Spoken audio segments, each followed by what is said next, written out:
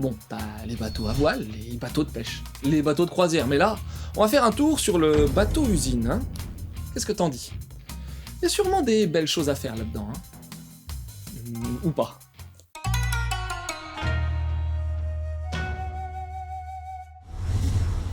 Histoire. Sur une planète en proie au chaos et aux guerres entre empires, toutes les mers se sont évaporées et se sont changées en courant atmosphérique dans le ciel. La ressource la plus importante, c'est le crabe. Et pas les petits crabes comme on connaît nous, hein. Non, parce que ici, toutes les créatures marines sont devenues géantes. Il est pêché et transformé sur un énorme bateau, le bateau-usine. Et dans ce bateau, ceux qui triment sont des humains déchus de la société, des criminels, des endettés, peut-être des youtubeurs, ou encore des orphelins, comme nos deux persos du début, Luca et Shu. Ils sont condamnés à travailler et à survivre sur ce bateau avec l'espoir de pouvoir gagner leur liberté. Tu veux des infos? Le bateau-usine, Shinyaku Kanikosen, c'est à la base un ultra célèbre roman de la littérature japonaise de Kobayashi Takiji.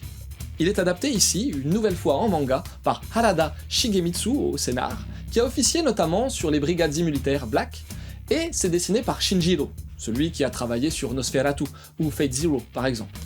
C'est paru en 2021 au Japon dans le Young Animal de la Hakusensha. En France, c'est l'éditeur Vega Dupuis qui édite cette série, qui se terminera en 5 ans. Mon avis? Bon, j'avoue, j'ai jamais lu le roman, de base.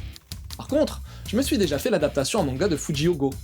Et là, j'ai bien aimé l'ambiance qui se dégage de ce manga, avec le peuple qui bosse, le prolétariat, tout ça.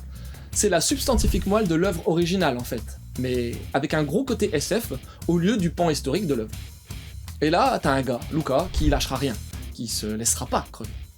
Il a la rage et tu comprendras vite pourquoi, hein. Je te spoil pas le début.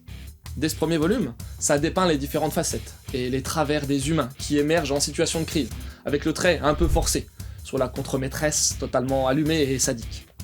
Pour ce qui est du design, c'est très dense, les cases et les compos sont bien remplis, ça donne d'ailleurs un côté oppressant. Sans être super beau, le dessin est très correct, les compos sont bien fichus, avec des belles vignettes par moment. Ça le fait quoi. Avec le bateau-usine, on a une adaptation d'un roman d'un auteur engagé, mais en version SF, bourré d'action. Une belle manière de renouer avec un classique. Quelques conseils? Facile hein, t'as une autre adaptation qui existe en one-shot chez Akata, plus fidèle à la version originale du bateau-usine. Sinon, l'ambiance m'a fait penser à Rainbow de Kakizaki Masasumi, où on suit des jeunes dans une maison de correction.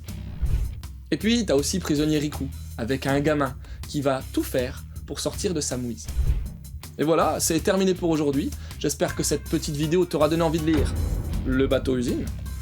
Sur ce, je te laisse et, comme d'habitude, hein, continue de suivre la voie du manga.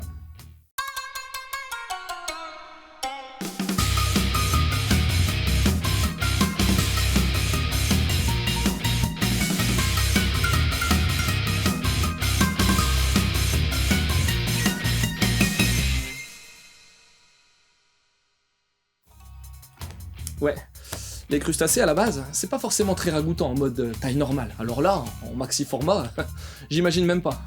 Et la taille de la marmite hein, pour faire cuire ça, hein. T'y as pensé? Bah oui, faut anti-slipper tout ça, hein. Faut l'anti-slipper.